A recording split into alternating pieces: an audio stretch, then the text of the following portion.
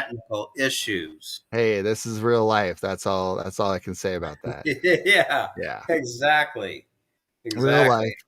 Here we are in real life, I 21st can century real life. the live stream will have that, but I should be able to do a little editing to remove a portion of the technical difficulties after the intro. Yes. So, all right, Yeah. but we are here. We're back at it. Been a couple weeks. Good to What's see you, new? Nick Davis. Good to see you too. Good to see you too. What's new? Oh, I was in Kentucky from Wednesday night until Sunday early morning. I got out of my daughter's house at 5:30 to drive back. Oh wow. How long of a drive is that? 8.5 hours. Oh boy. It was a real beautiful drive. It was sunny and low traffic the whole way. Yeah. So it was real great. We had a really fun time. The uh, the ultimate adventure was taking my two youngest grandchildren. I have four grandchildren, and the two younger ones, they've never been in a hotel with me overnight. Oh. So we went to the hotel, and they were all thrilled about it. I was too. Uh-huh. And we got into a conversation with this real glamorous couple Okay. who were standing in front of us in line. They were in Kentucky to buy a racehorse. Oh wow. Yeah. And you could tell they had money. Had flown in from San Diego after going to New York City first. Uh-huh. Yeah. And we had a really nice time. And my grandson did a magic trick for them, and my granddaughter did the splits for them, Oh. which they were charmed by. Yeah. And then they got their room and left, and we stepped up to the desk, and the woman said, "That couple there took the last room in the hotel." Oh. Oh. So Okay. we went out to the car, and I did an audible, got on the phone, and called this place, hotels near me type thing, Yeah. Yeah. and called Comfort Inn in Nicholasville, which still was a 30-mile drive Oh boy. in rural Kentucky in the dark. And just when I was about to give up, there it was on the horizon. And we get there, and it was a combination of The Shining and the Bates Hotel. Oh geez. Oh geez. And my grandchildren are up to it. The grandson, 9-year-old Onyx, is autistic, Mm-hmm. and he's a delight to be with, but he can also amuse himself in ways that are not amusing to me. Oh. So we had um, we had quite a time, but we got there. We had the adventure of staying there overnight, watching baseball on the television, and losing the room key in the garbage can down in the cafeteria. And it was just, but that's grandparenthood, right? Yeah, that's funny. Oh Yeah. geez. And a beautiful hike in the woods with Onyx, the grandson. Oh, it was Yeah. beautiful. And then there's this one house that's always intrigued me. It's like this. It's half completed, Mm. and I'm always wondering who lives there. It's always lit up. So I was walking past, and there they were, and we started talking.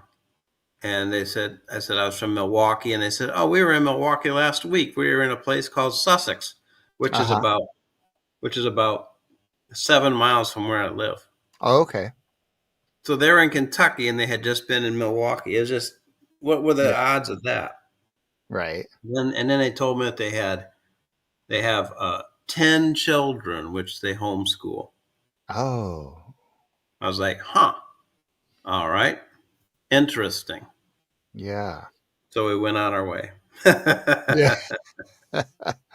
And was how long was this in progress home been going on? That's weird. That a few years. oh, Yeah, okay. they said that they bought it almost like on consignment. That's not the term, but Yeah, yeah. and then they had to construct it. Interesting. But Um, I'm sure those 10 children would love it if they finished it. yeah,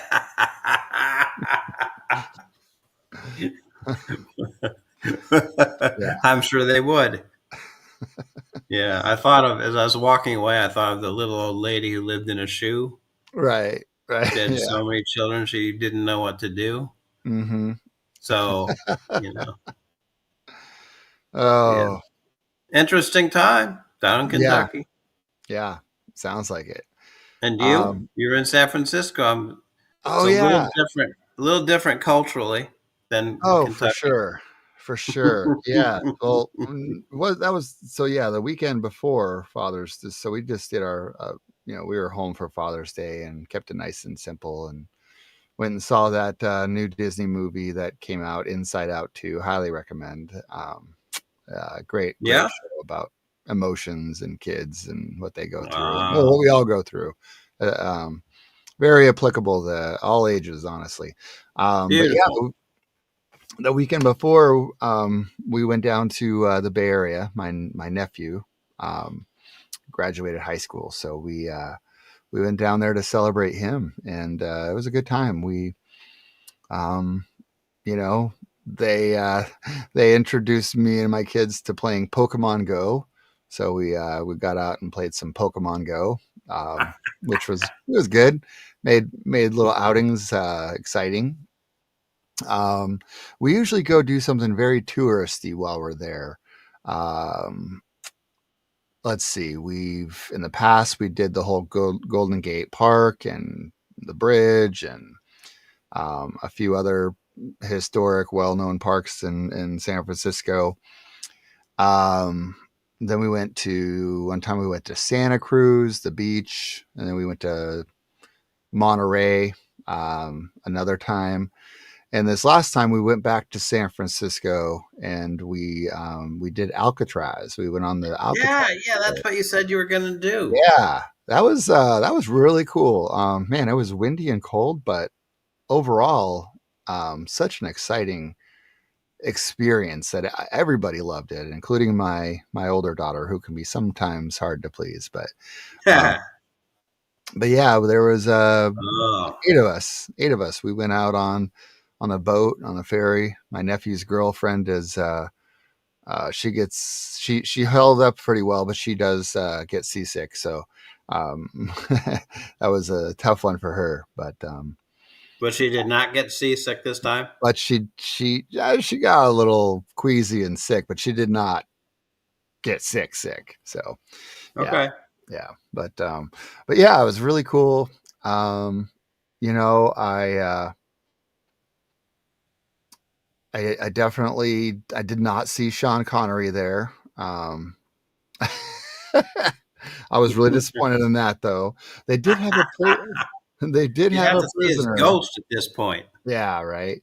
They did have a prisoner there, former prisoner that has a book, and he was selling the book and doing signings. And gosh, I think he's about 90 years old. So, and he was out there. His recollections and memoirs of Alcatraz. Yeah, yeah. So thought that was Did you pretty. buy it? I did buy it. I did not get a chance to read it yet. Um, but yeah, very cool experience uh, overall. My oldest daughter, I don't know what she really wanted it, and I won't take too much time before we actually get into our topic, our talk today.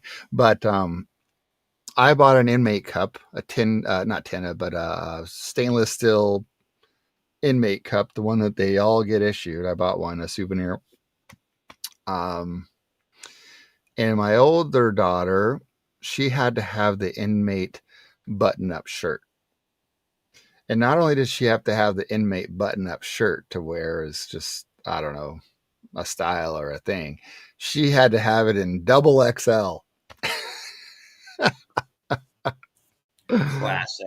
Yeah. I'm like, what are you gonna Classic. do? You're gonna parachute He's in that? drowning in it like it's a tent. Yeah. I said, I guess we came here to get a parachute for you. So And there anyway, you go. yeah, but it Double was XL. fun. It was a good time. We had a blast. So Oh, perfect. yeah. We're So having such a cheerful conversation. We're about to turn the corner into something uncheerful. oh well, my guess is that it probably, from what I've gathered, this topic is interwoven in all of society, and I probably saw elements of it in, well, in my experiences in the Bay Area, and in your experiences there in Kentucky. I could already tell when you were describing your experience with the neighborhood walk too. So anyway, let me hear it. I want to know more about, as we've titled this, the beginning or the intro of the meta crisis. Yes. And did you I sent you a copy of what I'm going to talk about today. Did you Yeah, get it? let me double check what I've got here. I got a title. I got a file that said, um, what did it say? It said Planetary. planetary. Yes. That's it. Yep. And Yeah. So stuff for tomorrow and planetary. That's what I have. yeah, Yep. planetary.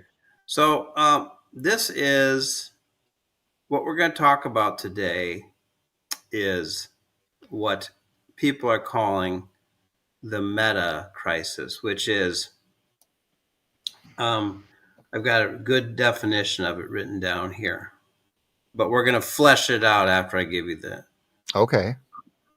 and it comes at this point in our podcast because we've talked about how to cope with grief. We did 3 or 4 episodes of that. Mm-hmm.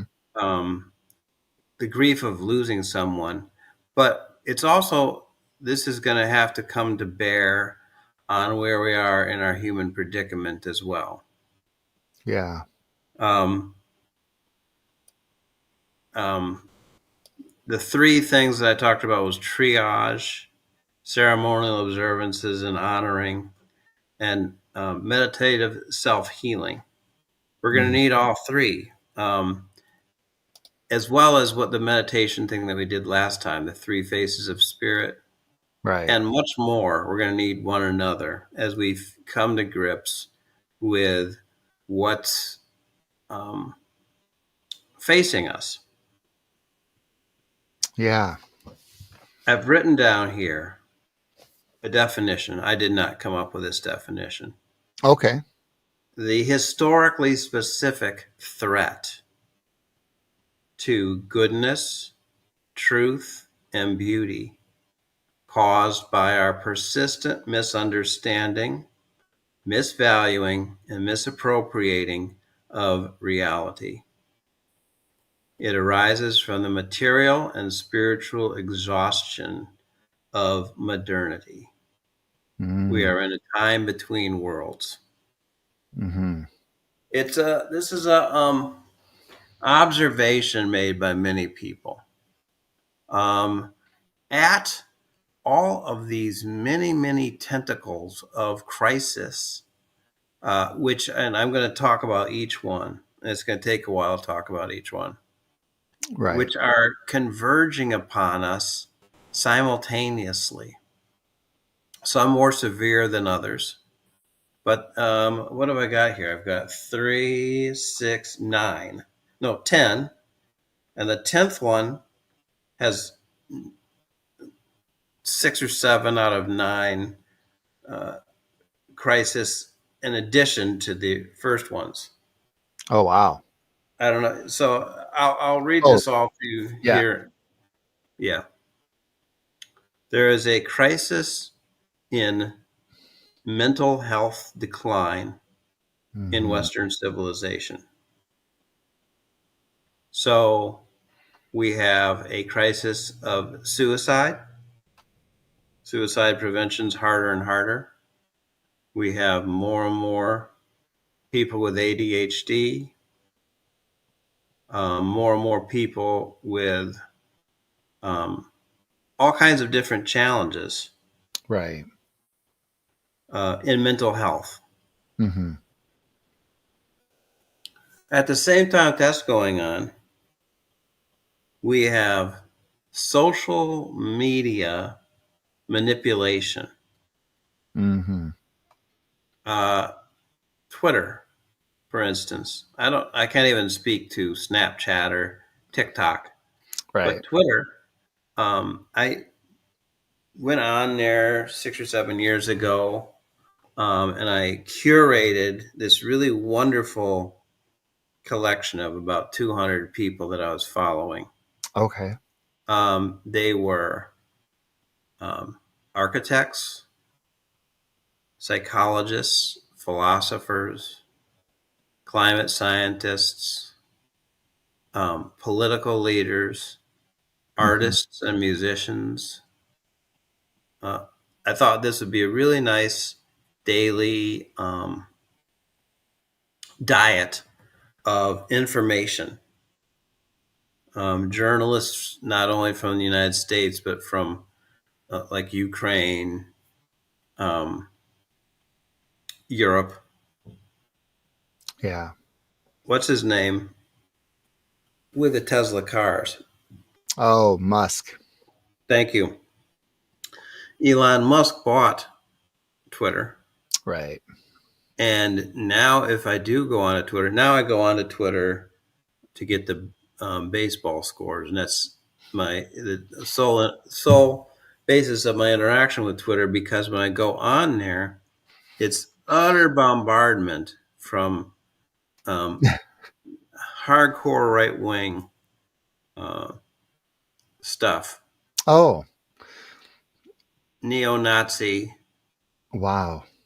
Marine Le Pen over there in France. Uh, I don't know. Are you on Twitter? Well, I left Twitter when Musk bought it. Um, and then he turned it into, well, X. Um, and I wasn't going to do Twitter. And then I decided to get back on Twitter or X, um, because I thought it would be good for promotion of brand and Yes, work right. as Yeah, a yeah, yeah. narrator. But I never go on. I don't really even. I mean, I've followed a few. I've rebuilt and followed a few things, but I I don't really even Oh, spend I any do. time. I do post our podcast Oh, on on Twitter. Twitter. Okay. Yes, I publicize it the morning of, and Yeah. then I post it. So, Nice. mental health decline and social media manipulation. And the thing about these two crises is that they feed into each other. Yeah. Surveillance is the third one. Mm. Um, we have in our house Echo. Yeah. We call her "She who not shall not be named." Or She if who you must mention not be her name, named. Yeah. Yeah. yeah. I think you have used the same expression. That's right. Yeah. It's Yeah, our Voldemort for the Harry Voldemort, Potter fans out there. right? But she does.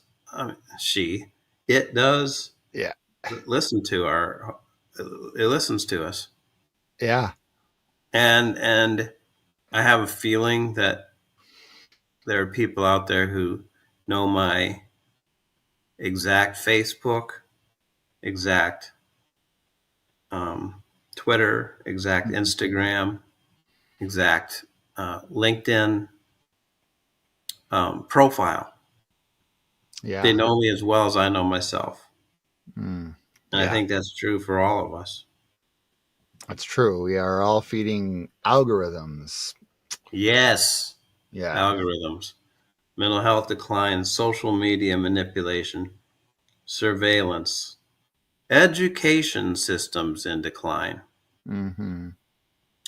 Um, I spent an hour today with the daughter of a patient who has a lawsuit against Milwaukee Public Schools. She was describing what she knows about Milwaukee Public Schools. The teachers are bombarded by the students and by the administrators, so they don't apply for the job there. Yeah. The education is geared towards. My brother is a was for a long time a teacher of the Constitution, and he Mm, says the teaching is geared towards scoring well yeah. on the ACTs and whatever else. Oh yeah. Every state acronym tests there. I mean, I don't even know how many. I just know that my daughter spent the month of May, most of it, doing some sort of testing. And even when I thought like, oh, that was a week, no, they had more the next week and Right. the following weeks. And yeah, And my brother's observation is that they don't really want you to understand. They just want you to be able to score, right. and the idea of an education system which would be training people to deal with the 21st century and the challenges that are unique to this situation, unique to this world and Yeah, its pressures are that's not even considered. right. You know, I don't want to be too sweeping because I know there's wonderful teachers out there, but Yeah. education system is deeply challenged, and when you have uh, one political party symbolized by an elephant that wants to get rid of the education cabinet, Mm, you know, it's just so that education can become not a common core for all Americans to have a basis, but have it to be um, geared for an elite group that get the good education while everybody else is left behind. right. Then there's mental health decline, social media manipulation, surveillance, education system, and the next one is inequality. Well, and I mean, that's a easy, like you just said, the elite group. Yeah, If the best schools and the best education is available in the areas that are more affluent, more, fit a certain archetype or demographic, then you're just furthering that inequality, right? yes. Yeah. I grew up, it wasn't like this. But Mm. what I heard was that economic inequality is the worst it's been since the 1920s. I've heard this more than one time. Robert Reich is the economist that I hear talking about this. Mm-hmm. And the 20s led to, a Great Depression. There's the wealthy, the famous 1% Mm-hmm. having, like as much money as like 50% of the rest of the country, Right. you know, That's crazy. is crazy. Mm. Geopolitical risk, meaning um, Putin and Russia can decide that they want to take over Ukraine. Thank goodness it hasn't happened yet, but it's a risk. And then if they take over Ukraine, then they want to push further um, and attack NATO nations um, while the NATO alliance is fraying. Right. Syria has been a mess for a long time. Yeah. Now we've got the horrendous situation in Gaza and Right. Israel. Um, you know, horrible people like the head of Turkey and Hungary. I think France is is in turnover right now, and they may have an autocratic right wing leader take over there potentially. Mm-hmm. England's had its rough time. Right. America had its rough time. Brazil had its rough time. Hmm. I think Australia did too. So, Yeah. China, Russia, North Korea, um, put it together with mental health decline, social media manipulation, surveillance, declining education system, and inequality. It's a meta crisis. Yeah. We've got more. We've got four more, and the fourth one has numerous tentacles to it. The next one is AI, Hmm. and um, AI has its potential, has its positive uses. Cybersecurity. I bet it's coming into medical, isn't it? Yeah. I mean, there's definitely some. I don't. When I think of AI, it's such a broad term. Right. We use the word algorithm, which it really machine learning. Yeah. Um, and I think you can really, if you have good data, you could really leverage AI for a lot of beneficial things and Yeah. outcomes, and targeting health, and where best to put efforts, money, resources towards the greater good of you know programs, so that you could sort of snowball improvement quality. But like you said, there's on the other side of that is the misuse of it for the same Right. sort of using the same exact methodologies to manipulate to. Deep fakes could impact elections, Yeah. with AI. Yeah. Um, I see the power of propaganda so powerful in AI. If we stop thinking for ourselves and just say, "Hey, Chat GPT, what's the Mhm. answer to this?" Right. type of thing. Well, give you an example. um I saw a meme which was clearly AI generated, and it said something to the effect of,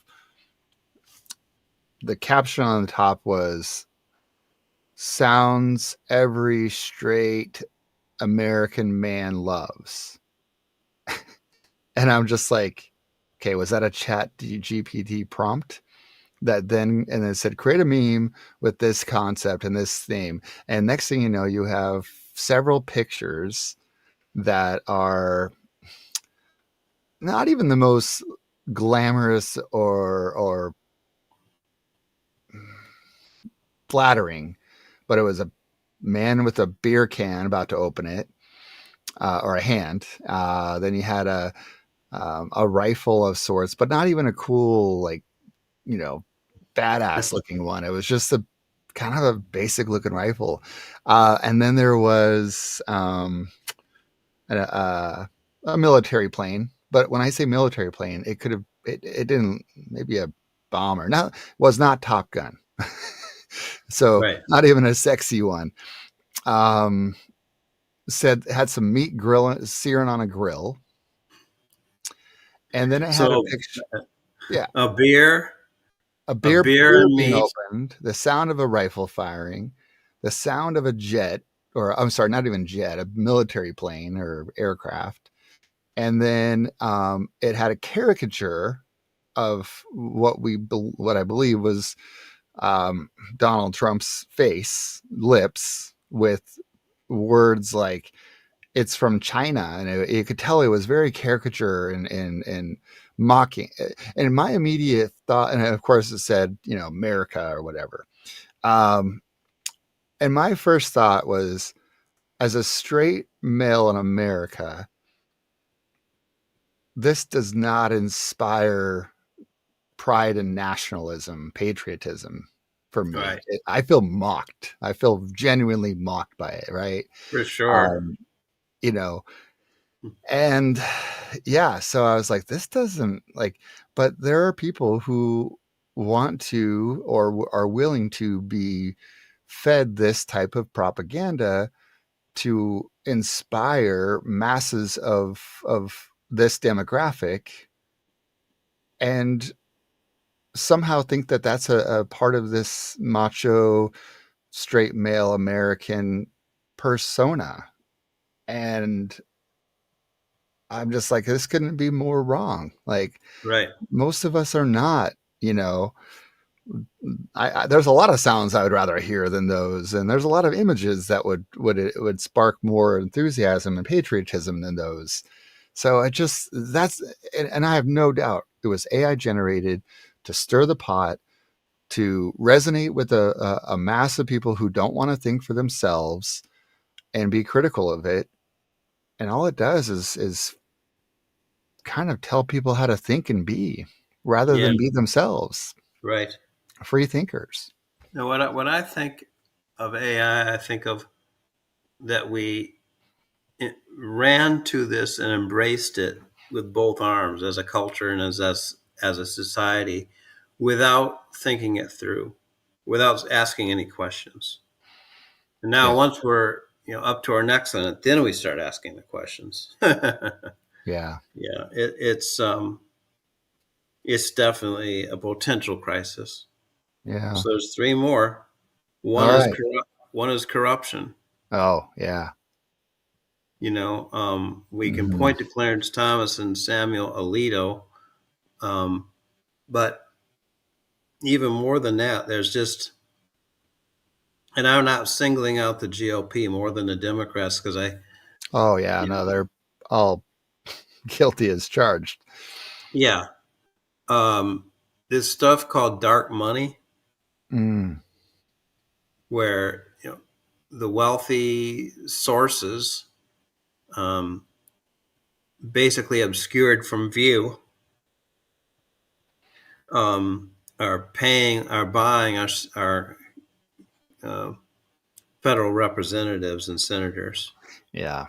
Yeah. You know, Yeah. And again, just in the spirit of, like you said, not necessarily picking one to point the finger at than the other. It reminds me when I went to a trip to Seattle, just a block away is another big hotel, and they had a bunch of roads blocked off. And as it turns out, Biden was in town visiting, and they had a bunch of roads around a nearby hotel that we didn't stay on. And so I did a little research, and I was like, "Oh, Biden's in town. That's cool." But no public appearances. It was out in the affluent, visiting affluent, business owners, business leaders in the Seattle metropolitan area at gala or special events that were closed. And nobody knew who was there and at these things. And it's just like, whether you're on you know the Democratic, Republican, GOP, whatever you are, we all have to be questioning this idea of why is there not transparency in who's here buying our federal and local and federal representatives and funding them, and what are their agendas. my So cat would like to say something I about see this. that. What's your cat's name? You said it That's before. Stargell. Stargell. I have three cats, but Oh, Stargell's the one that will come onto the screen. nice. He's my beloved. Yes. So I don't know if we're having increasing corruption, but it seems like they've taken the guardrails off. There's less red legislation on it. Wall Street had so much corruption during the Bush era, Mm, and it led to the collapse that we all suffered in whatever year that was. right. Um, and then um, Obama put some guardrails up, some rules so that there would be fewer abuses, and of course Trump put them down. I don't. I think Biden's brought them back up, but that I haven't looked into that. But Yeah, regulation of corruption on Wall Street. Ugh, right. ugh. Right. What do they call that? Bernie Madoff. That Bert, Bernie Madoff. Yeah, yeah, He yeah. had some sort of a Ponzi scheme. That's it. Oh, yeah. Yep. So it's just so rampant. Well, I Then mean, go ahead. this corruption. I discussing recently this whole GameStop financial stock thing where you Yeah, this kind of thing going on, and they literally the markets in the last week. And I'm not a big trader. Kind of, I don't get into it, but I did. It does fascinate me this situation with GameStop, how influencers and it's sort of combination of the social media manipulation trying to fight the powers that be that are the corruption in Wall Street. And it's fascinating to see the convergence of different areas of crisis and manipulation at conflict and at odds and power struggle. Um, and I feel like the more that power struggle exists, the greater the corruption becomes too. right. There's a definite part of this metacrisis is that power struggle, power dynamic, the dynamics of it all. Yes, 100%. Yeah. And then the next one is oil depletion. Now, what what the interesting fact is that we all know that there is a finite amount of oil on the Earth. Has to be. The Earth is a finite space. Right. We haven't used it all up. We're not close, but we've used up the low hanging fruit, so to speak. Right. It's getting harder and harder to find it and to dig further down into the earth to get it and to bring it up. Mm-hmm. Therefore, it will become more expensive. Yeah. Also comes the observation that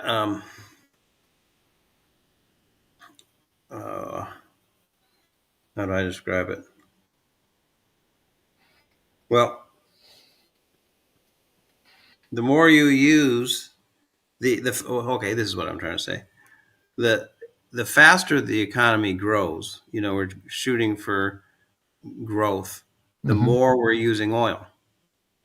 Okay. Our goal is economic growth, but economic growth is moving at a faster speed towards the end of our oil. Mm. Right. It's like we're on a train that's heading towards a cliff, and our objective is to make the train go faster. Yeah. Yeah. We're I got. not we're not we're not thinking. It's like with the AI, we're not thinking things through. Um, and also the conundrum is getting off of oil could cause a catastrophe for us in the short term. Mm-hmm. We're trying to get over to solar and wind and some nuclear, but it doesn't have the capacity that oil does right now. Yeah. Ooh. I don't know if you can hear that. I got thunderstorm near me. Oh, nice, Yeah. nice. I love thunderstorms. I did hear it. So mental health decline, social media manipulation, surveillance, educational system decline, inequality, geopolitical risk. Um, Deep fakes could impact elections from AI, corruption, and oil depletion. That's a lot, isn't it? Yeah. And then comes environmental degradation. Right. I won't spend a long time on this because we've already gone 43 minutes, but there's 9 things called planetary boundaries, um, which 38 esteemed scientists from around the world, they converged in Stockholm and came up with this. And it's a way of tracking humanity's odds for survival. Okay. Um, if you cross one planetary boundary, humanity's um, chance for survival reduces. Uh, we are now have crossed 6 of the 9, Oh, and so we're you can bring it back. okay. It's not like we're definitely screwed, but we're in this situation, and I'm not hearing this. Will there be a presidential debate next week? Um, I thought so. Yeah, Sounds familiar. All I yeah. remember is a headline saying that they'll have they'll be controlling the microphones. Good for them. Good for Yeah. them. But I don't. I bet they won't talk about it. Yeah. The No. environment will come up as issue number 7, um, and issue number 1 will be Hunter Biden or something. Um, but here's the planetary boundaries: climate change. We talk about climate change all the time. It's just one of the 9. CO2 concentration and radiation in the environment. Check. That's one of the danger areas. 2, biosphere integrity, which means biodiversity collapse and species extinction. 10,000 to 100,000 species go extinct every year. Check.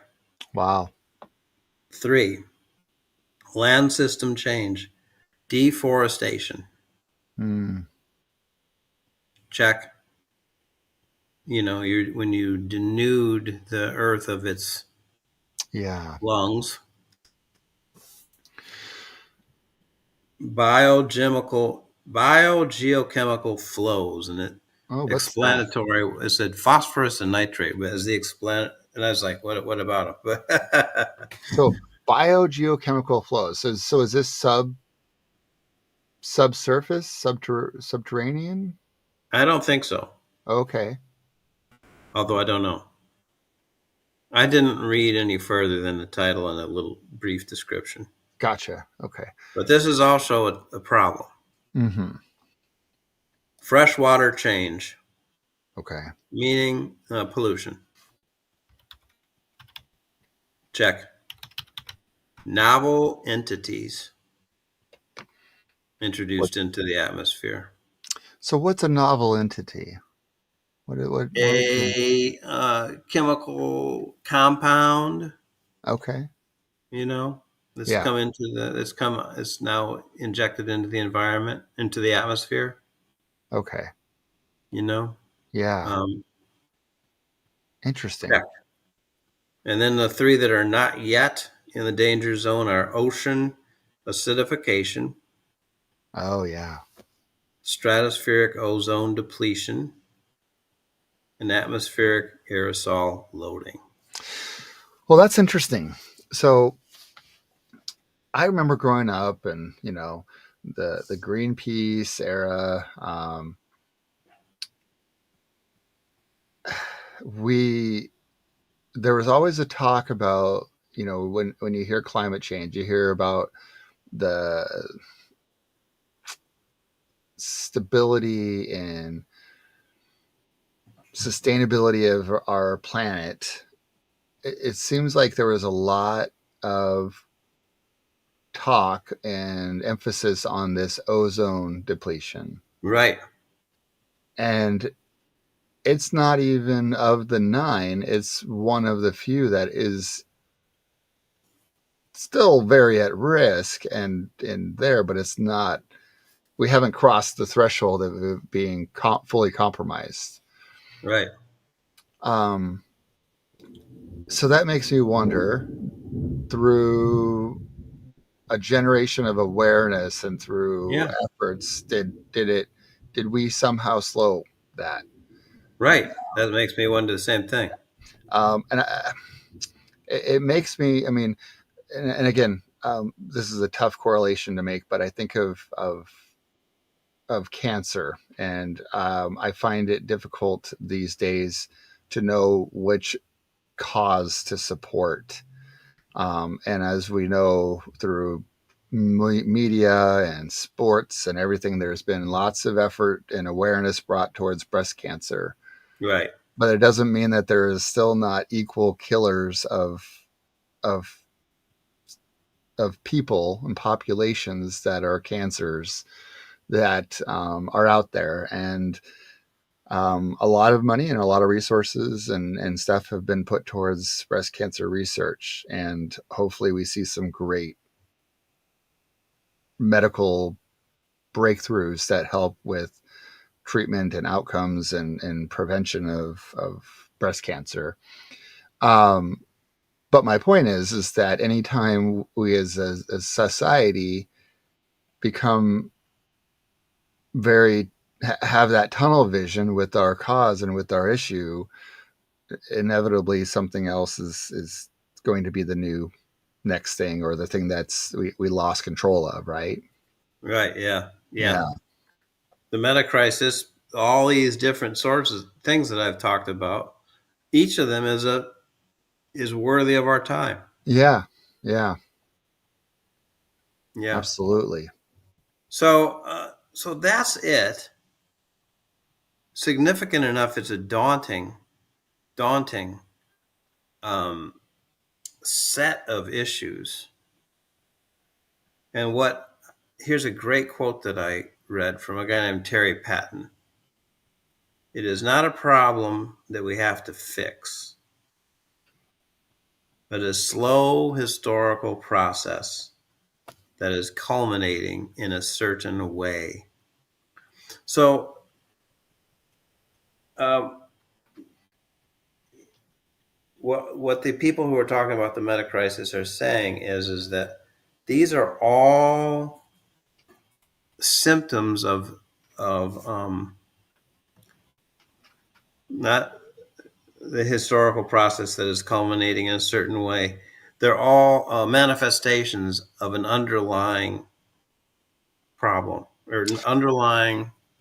Uh-huh. I'll read further. Okay. We need to always ask, what does a transformative response to collapse look like? So, viewing the meta crisis as a collapse. Many people are saying that our civilization is going to collapse. I say that if you talk like that too much, it will be a um,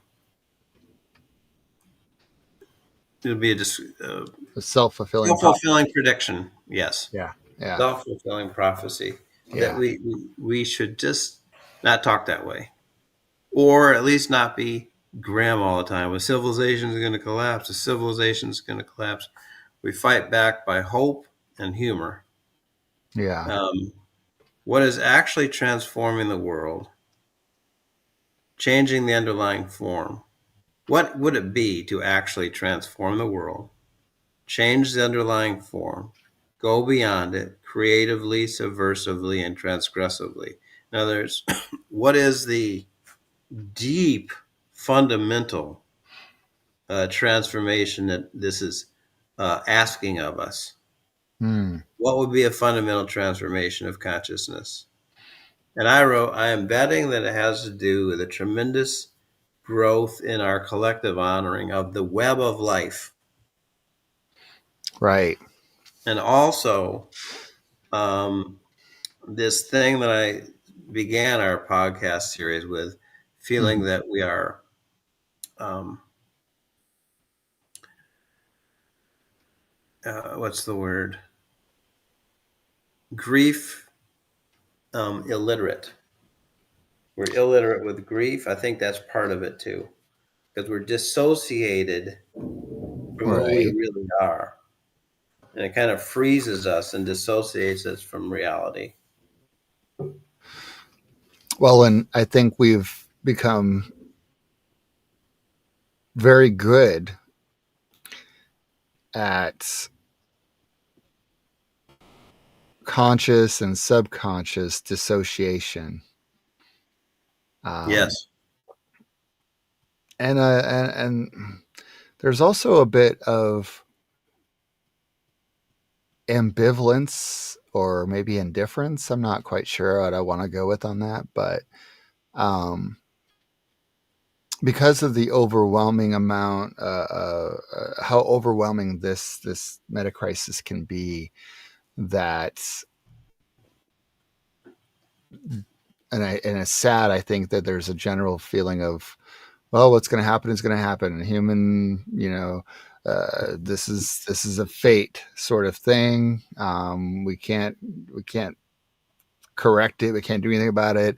I'm just going to go about and make the most of every day and every, bit of life I have, and my kids will do the same, and their kids will do the same until it just doesn't exist. And there's this sort of radical, or maybe, you know, acceptance with a little bit of reluctance that that's just the fate. That's just the cycle.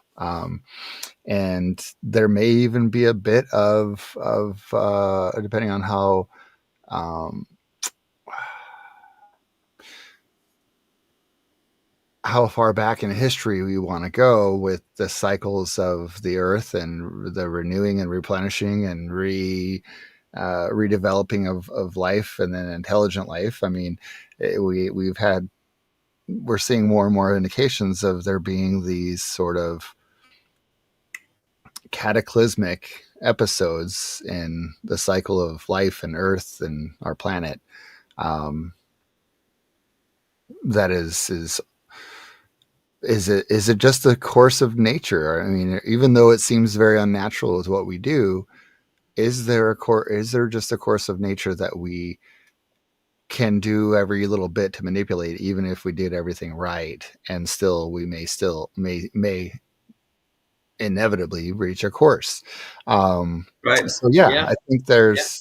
there's so many aspects to it that Right. people land in this spectrum of being very active and proactive with, you know, do everything we can, be very, um, engaged and responsible, to ambivalence or even ignorance of bliss. So, and then there's majority of us in between in this spectrum. Indeed. Indeed. But yeah, I think that brings to, I think I like the word you said, consciousness. Transformation of consciousness. Yeah. Yeah. Because right now our consciousness is dog eat dog. Hmm. I mean, I hope I'm not being too sweeping general in my generalization, and I could No, be. no, no.